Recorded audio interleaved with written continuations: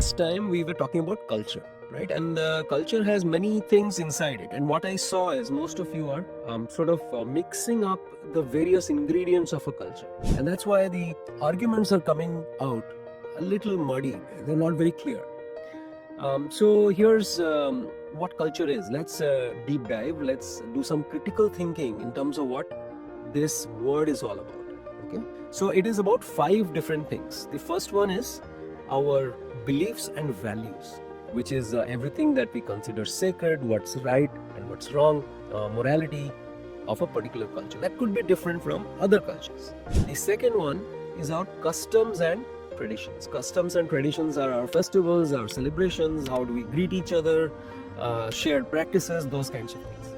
The third one is languages and symbols. Languages and symbols are the stories, the script, the songs, and the symbols that you typically find in a culture. In certain cultures, let's say the Trinity symbol in Hinduism is Hindu culture is something sacred, things like that. The fourth one is art and expression. The culture over the years has produced art, which is an expression of all of those things that we saw.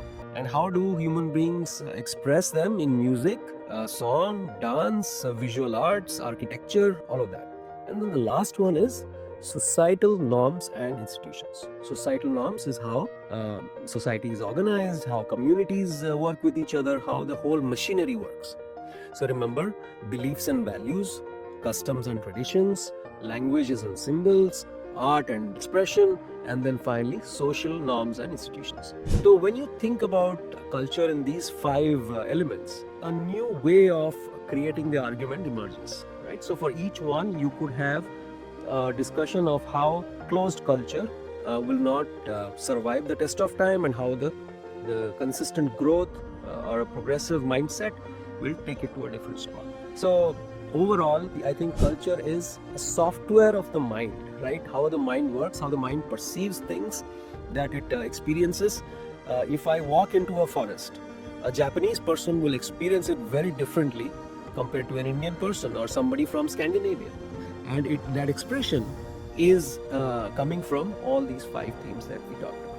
So think about that, and I think your answers would be much different when you think about culture from that perspective.